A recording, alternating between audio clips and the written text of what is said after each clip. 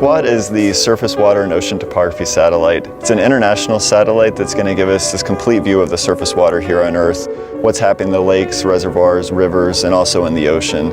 It'll tell us about how sea level is rising along coastlines and in the open ocean, and really give us a good understanding of how surface water is moving about the Earth.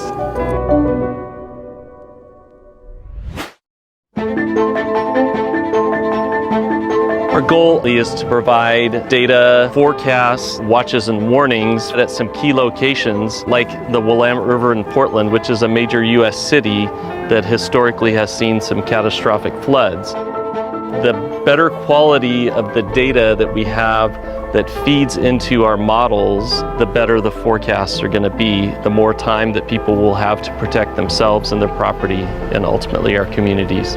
A tool like SWOT is going to help us with making these really difficult projections and predictions for the future.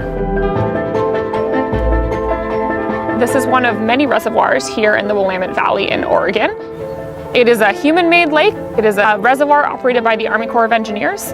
The water managers here, they use weather prediction, they use hydrologic models, and the hope is that data like SWOT might be incorporated into those predictions to help them better understand this water body's filling and we don't want to overtop the dams, might want to start letting water out really quickly.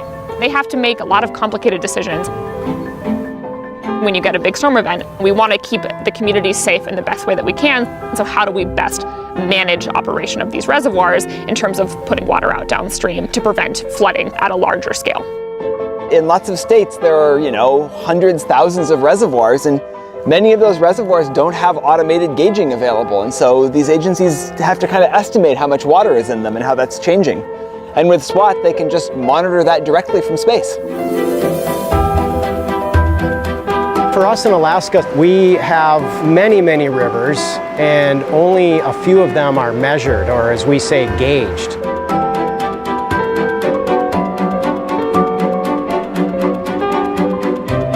If we have data on when flooding is occurring or might occur, we can get crews out there to look at the bridge to make sure that the bridge and the associated roadway are still safe. If we can start collecting data on all rivers above a certain size remotely from satellites, it really opens up the amount of rivers that we can help understand what happens when they flood or how they flood.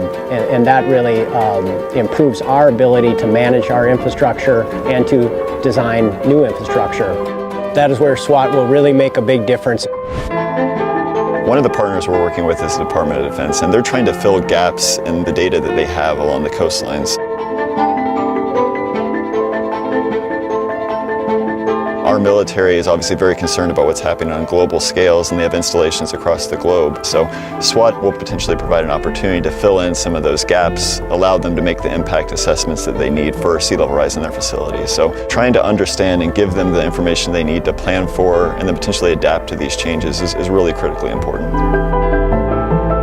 Coastal wetlands like the Mississippi River Delta are extremely important because it acts as a buffer between us and the threatening ocean.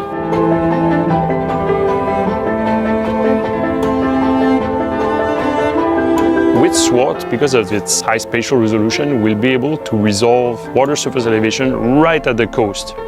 So this is quite important because as sea level rises, the ocean will migrate into the land, bringing more salt into the land. So it threatens the infrastructure, the biodiversity in the wetlands along the coast. Hopefully, the types of models that we're producing can support how they decide to manage the river delta.